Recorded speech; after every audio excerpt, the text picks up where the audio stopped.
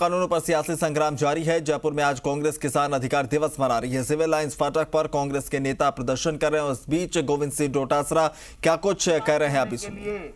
महिलाओं की बात सुनने के लिए और इस देश में आपको इसलिए प्रधानमंत्री बनाया था कि आप किसान की सुनेंगे, गरीब की सुनेंगे, महंगाई कम करेंगे, बच्चों को नौकरी देंगे और एक ऐसे कानून लेकर के आएंगे जिससे किसान की आमदनी दुगनी हो जाए। आज जो मोदी जी षड्यंत्र करके ला रहे हैं, इसके पीछे दो कारण हैं। एक कारण सबके समझ में आ गया, किसानों के समझ में आ गया कि मोदी जी केवल मात्र इसलिए लेकर के आए हैं कि जो चंदा दे करके इनको चुनाव लड़ाते हैं, उन उद्योगपति मित्रों पे हमारी किसान की फसल के ऊपर कब्जा कराना चाहते हैं। 3 काले कानून ला करके कृषि मंडी व्यवस्था को खत्म करना चाहते हैं, एमएसपी को खत्म करना चाहते हैं, कॉन्ट्रैक्ट फार्मिंग से अडानी और अंबानी का कब्जा करवाना चाहते हैं और बड़े बड़े उद्योगपतियों से जमाखोरी करवाना चाहते हैं। एक बात आप देखिए, इस तीनों कानून में एक बात है कि किसान की अगर फसल है, अगर आपने 100 रुपए में आज खरीद ली, तो अगर वो 199 रुपए में 1 घंटे बाद में भी बेचेगा तो उसके ऊपर देश का कोई कानून लागू नहीं होगा, वो बेच सकता है। वो 99 रुपए 100 रुपए के ऊपर दुगुना जो पैसा है वो किसान को मिलना चाहिए, वो पैसा किसान को नहीं मिले, मोदी जी के उद्योगपति मित्रों को मिले। ये इस तरीके की साजिश तीनों काले कानून के द्वारा की जा रही है। एक दूसरी बात और है जो आपको समझनी पड़ेगी। ये एक दिन का खेल नहीं है भाइयों। ये 2014 में बनते इन्होंने साजिश रचनी चालू कर दी, कमेटी बना दी और कमेटी बना करके और देखा कि अब दोबारा हम चुनाव जीत गए। एक बार भूमि अधिग्रहण कानून के चक्कर में किसान नाराज हो गया, 5 साल में इसको दोबारा नहीं करना है, तो उन्होंने दोबारा मौका देखा और जब दोबारा सत्ता पे काबिज हो गया तो एक भी किसान देश के ने मांग नहीं की, एक भी जनप्रतिनिधि ने मांग नहीं की, एक भी पॉलिटिकल पार्टी ने मांग नहीं की, किसी भी विधानसभा में आवाज नहीं उठी। लेकिन मोदी जी के 2-3 मित्रों ने उसके बेडरूम में बैठ करके साजिश रखी कि हां अब मौका है, 3 साल बाद में दोबारा कोई न कोई फिड़का ले आएंगे, दोबारा कोई न कोई ऐसा माहौल पैदा कर देंगे कि धर्म के आधार पर बांट करके लोगों को और वोट ले लेंगे। इसलिए अब सही मौका है और कोरोना में कोई पूछेगा नहीं, हम कोरोना करते रहेंगे और ये किसान समझेगा नहीं, तब तक हम ये कानून, काले कानून लागू कर देंगे। लेकिन देश का किसान जो अन्न पैदा करता है वो इतना भोला नहीं है। धूप पसीने में खून से सींच करके हमारा पेट पालता उस किसान के साथ में मोदी जी आपने ये जो दगा किया वो ठीक नहीं है। दूसरा जो कारण मैं बताना चाह रहा हूं जो इनके इस तीनों काले कानून लाने का, अब जब 3 साल बाद में चुनाव आएंगे, अन्य स्टेट्स के चुनाव आ रहे हैं, तो लोग पूछ रहे हैं मोदी जी महंगाई कम क्यों नहीं हुई, किसान की आमदनी दुगुनी क्यों नहीं बढ़ी, किसान को उसकी लागत का 50% मुनाफा क्यों नहीं मिल रहा है।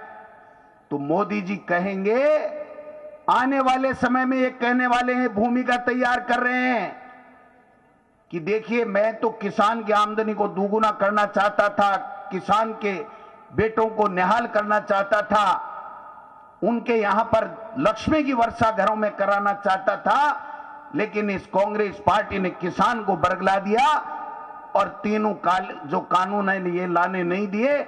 अगर ये तीनों कानून आ जाते तो देश का किसान निहाल हो जाता, वो माला माल हो जाता। ये एक साजिश है भाइयों, जिससे किसान, आम आदमी पूरे देश का ये पूछ नहीं सके मोदी जी को कि मोदी जी जब आप एनडीए के उम्मीदवार बने थे प्रधानमंत्री के, तो आपने जो किसान की आमदनी दुगुनी करने की बात की थी, जो महंगाई कम करने की बात की थी, जो बेरोजगार हमारे किसान के बेटों को नौकरी देने की बात की थी, उसका क्या हुआ। इसलिए ये दोनों साजिश के तहत ये काम किया गया है।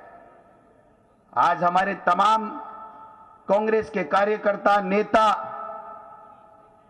किसान भाई सब ये आए हैं और मोदी जी से इस मंच के माध्यम से मांग करना चाहते हैं कि मोदी जी, अगर थोड़ी बहुत भी नैतिकता और थोड़ी बहुत भी शर्म आप में और आपकी भारतीय जनता पार्टी में, एनडीए गवर्नमेंट में बची है, तो आपको इन तीनों काले कानूनों को वापस लेना चाहिए और किसान का सम्मान करना चाहिए और दोनों कान पकड़ करके किसान से माफी मांगनी चाहिए।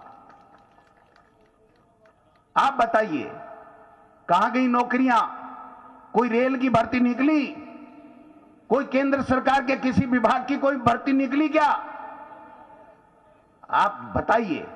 राजस्थान की सरकार ने 80,000 शिक्षित बेरोजगारों को, जो नौकरी के तलाश में थे, उनको नौकरी देने का काम किया।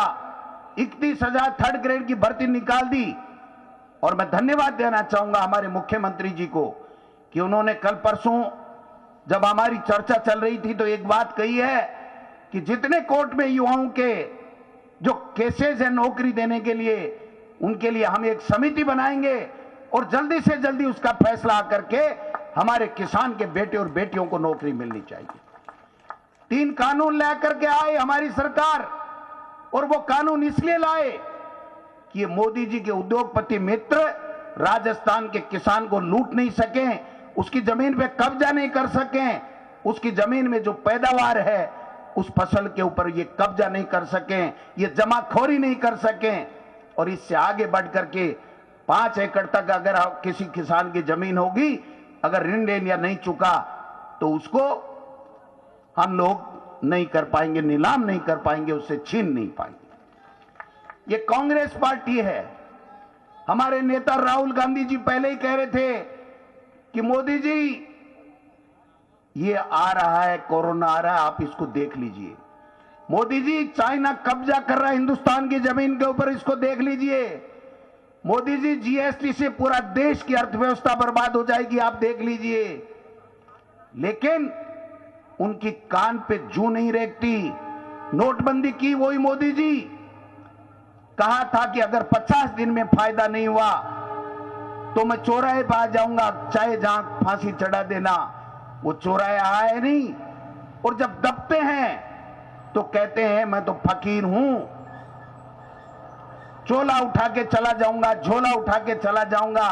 अरे मोदी जी, हमने तो 100 साल में, 1000 साल में कभी नहीं देखा कि एक फकीर आदमी 15-15 लाख, 50-50 लाख के सूट पहनता हो। हमने तो कभी नहीं देखा। फकीर तो वो होता है जिसको कपड़े का शौक नहीं। फकीर तो वो होता है जिसको हेलीकॉप्टर या हवाई जहाजों का शौक नहीं। फकीर तो वो होता है जो सबका ध्यान रखता है। आपने तो केवल अपनी भारतीय जनता पार्टी का और अपने उद्योगपति मित्रों का ध्यान रखा है। इसके अलावा आपने किसान को जो बेचैन किया है, और किसान अगर नहीं सो रहा है, बेचैन है, तो मोदी जी कान खोल के सुन लो, आने वाले समय में आप रात में सो नहीं पाओगे, दिन में जग नहीं पाओगे। आपकी यह हालत होने वाली है कि झोला भी नहीं मिलेगा और भागना पड़ेगा। किस बिल में छुपोगे ये पता नहीं चलेगा आने वाले समय। आज जो किसान बैठे हैं उसका मजाक उड़ा रहे हैं। 9वीं दौर की वार्ता आज चल रही है। क्या है ये 9वां दौर? क्यों कर रहे हो आप 9वें दौर? एक तरफ सुप्रीम कोर्ट की तरफ से एक तरफ वार्ता कर रहे हैं। बात एक ही है सीधी सी कि किसान ये चाहता है कि हमने इनकी मांग नहीं की, हमारे फायदे का सौदा नहीं है, हमारी खेती को बर्बाद कर देगा, हमको बर्बाद कर देगा, हमारे आने वाले भविष्य को बर्बाद कर देगा। इन तीनों काले कानूनों को वापस ले लीजिए।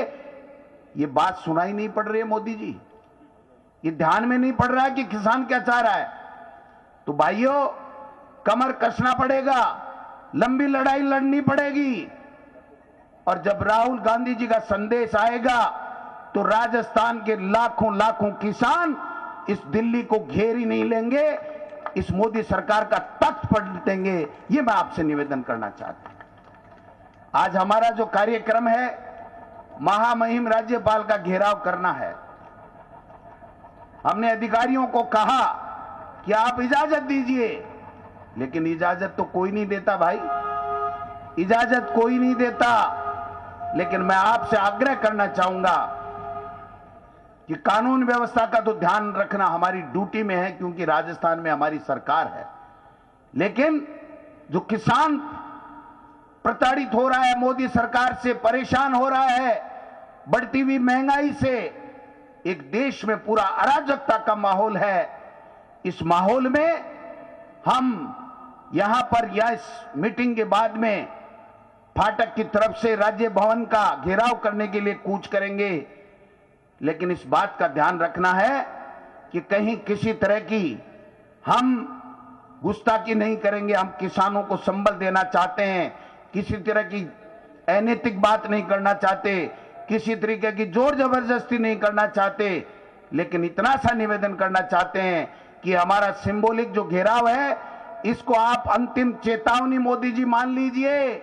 आने वाले दिनों में अगर आप नहीं सुधरे, आपने तीनों कानून नहीं लिए, तो ये किसान राजस्थान का आपको दिल्ली में जाकर के आपका तख्ता पलट करने का काम करेगा। धन्यवाद। जय हिंद, जय भारत।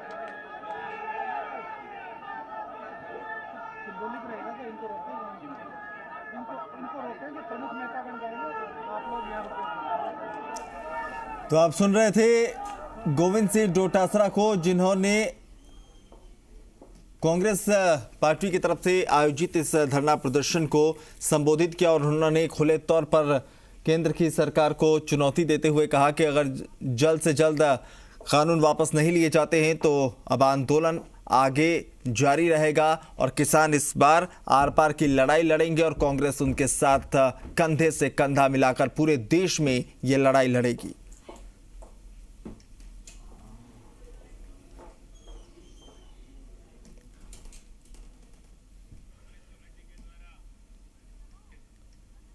तो केंद्र के कृषि कानूनों पर सियासी संग्राम लगातार जारी। आज देश भर में कांग्रेसी कार्यकर्ता और नेता जो हैं वो धरना प्रदर्शन कर रहे हैं और इसी तर्ज पर आज राजधानी जयपुर में भी इसका आयोजन किया गया, जहां पर तमाम दिग्गज पहुंचे हुए हैं।